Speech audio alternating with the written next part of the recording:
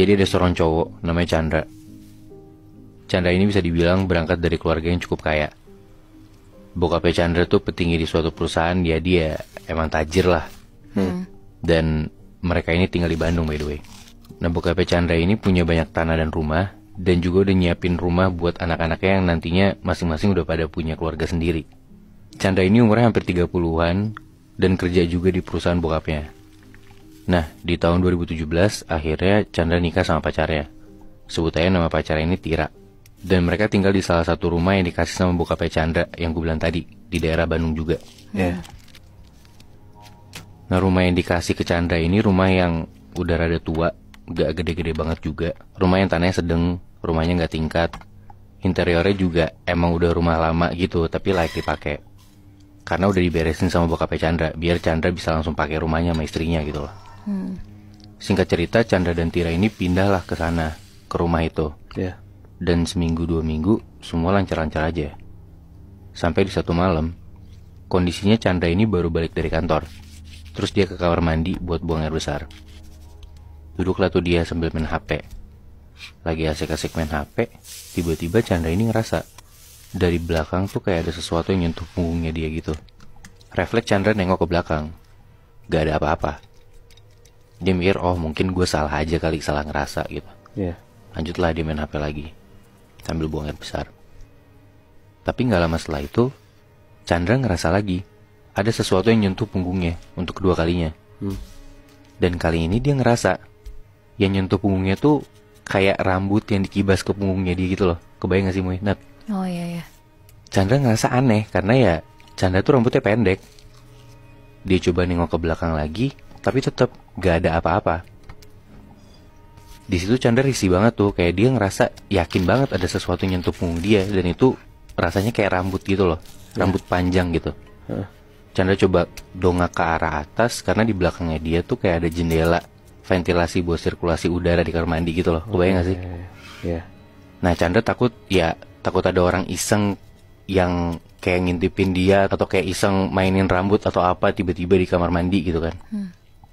Tapi dia coba cari-cari nggak ada apa-apa. Dia lihat sekeliling kamar mandi juga nggak ada apa-apa gitu loh.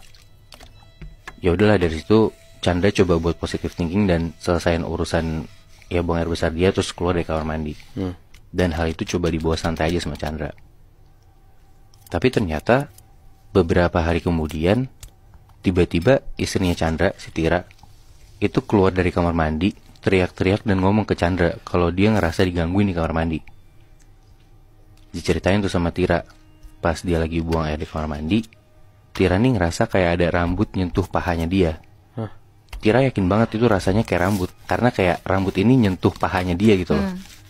Tapi beda dari Chandra, Tira ini ngeliat sesuatu. Tira bilang kalau dari arah jendela kecil di bagian belakang atas kloset itu ada tangan panjang banget muncul dari jendela itu. Tangannya tuh berurat dan keriput, kukunya panjang, nyoba buat narik kepalanya Tira. Ngelihat kayak gitu Tira langsung teriak dan lari keluar dari kamar mandi. Resah dong Chandra dan Tira ini. Mereka ceritalah sama pembantu yang ada di rumah mereka, di rumah baru ini. Yang mana ternyata pembantunya ini tuh pembantu rumah yang udah kerja, bahkan untuk pemilik rumah sebelumnya yang tinggal di situ. Nah di situ Simbo ini tanpa ragu-ragu langsung cerita panjang lebar. Tapi yang intinya tuh dulu dia ngasih tahu kalau yang punya rumah ini namanya Pak Warsito. Dan dia ini semacam anak buahnya bokapnya Chandra. Di satu waktu Pak Warsito ini kena musibah.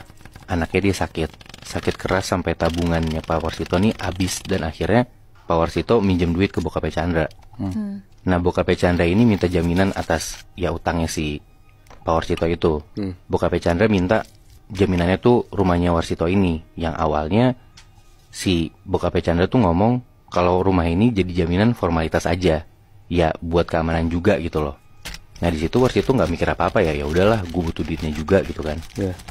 Tapi singkat cerita, anaknya Pak Warsito ini nggak bisa ketolong, meninggal. Dan dengan keadaan tabungannya Pak Warsito ini udah habis, utang ke bokapnya Chandra juga udah banyak, dan dia nggak bisa bayar. Pas dia minta keringanan, bokapnya Chandra ini nggak mau.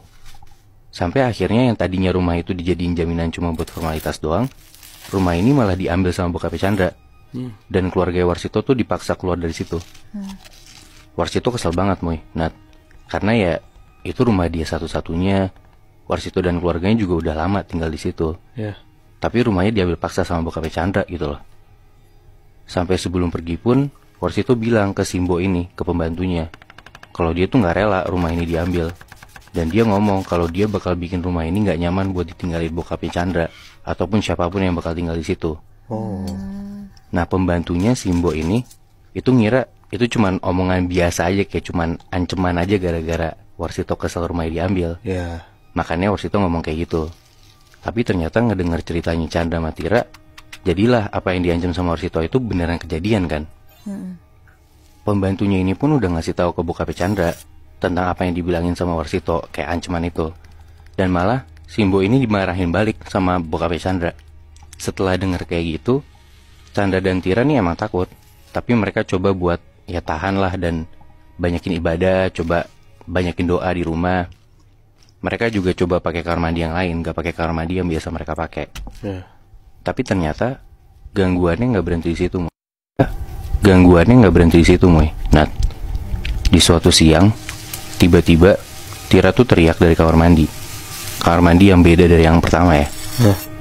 Dan begitu disamper sama Chandra, Tira ini ketakutan dan bilang kalau dia ngelihat ada ular keluar dari kloset kamar mandi mereka. Tapi di saat yang bersamaan, Chandra di situ nggak ngeliat apa-apa, Moy. Nat, Chandra nyoba buat nenangin istrinya kayak, mana nggak ada apa-apa. Nih coba disiram nih klosetnya ya, tuh nggak ada apa-apa kan. Tapi Tira tetap takut. Bahkan sampai dia harus ditemenin di dalam kamar mandi setiap saat. Bahkan kalau mandi pun harus ditemenin karena Tira tuh setakut itu. Nah, beda sama Tira, Chandra ini masih berani lah ke kamar mandi sendiri. Ya mana pernah di satu waktu Chandra ini pernah lagi mandi sendirian, pakai shower dari atas gitu kan. Tiba-tiba si Chandra ini pas lagi mandi, dia ngerasa kayak ada rambut yang nyentuh punggung dia. Lagi, Moy. Nat, refleks Chandra matiin shower. Chandra ngeliat tuh sekeliling, tapi nggak ada apa-apa, Moy. Nat, ya udah tuh dia coba lanjut mandi lagi. Tapi lama-lama Chandra ngerasa ada hal yang aneh. Kayak lo pasti kalau lagi mandi dan lo shampoan, lo pasti nyium ya bau shampoo lo wangi gitu kan, Moy. Nat, ya nggak sih? Nah, Chandra ini nggak nyium bau wangi dari rambutnya dia, tapi dia tuh nyium air yang jatuh di badannya dia dan kepalanya dia. Itu baunya bau amis. Sampai badannya Chandra ini ikutan bau amis juga. Dari yang merem lagi shampoan, Chandra matiin shower, dia coba kucek mata. Dan pas Chandra buka mata, ternyata dia ngelihat badannya dia itu merah semua. Dan air yang ada di lantai itu merah semua bau amis. Darah, Wi. Iya, beneran kayak darah berceceran di lantai kamar mandinya dia. Dan ya itu darah yang keluar dari shower gitu loh. Tapi pas showernya coba dihidupin lagi sama Chandra, yang keluar air biasa, Moy. Nat, sedangkan yang di lantai itu beneran darah. Itu aneh banget kan?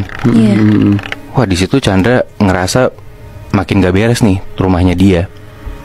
Udahlah, dari situ dia buru-buru selesaiin semuanya, dikeringin badannya, keluar kamar mandi tuh dia.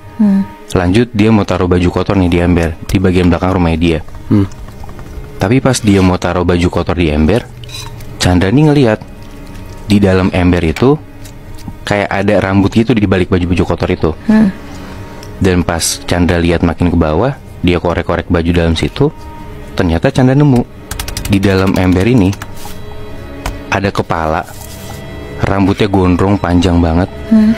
Dan refleks Chandra teriak dan lari ke istrinya. Akhirnya beneran lah muncul tuh, Moy. Nat, bentuk makhluk yang dikirim sama Warsito untuk penghuni di rumahnya dia itu. Gimana, Bi? Kepala yang ada di ember ini, Moy, bentuknya kayak nenek-nenek, rambutnya panjang, tapi matanya nggak ada. Dan mulutnya kebuka gede banget. Dan semenjak kejadian itu, Moy, Nat, Chandra dan Tira tuh langsung ngomong ke bokapnya Chandra kalau Chandra dan Tira ini mau pindah ke tempat lain.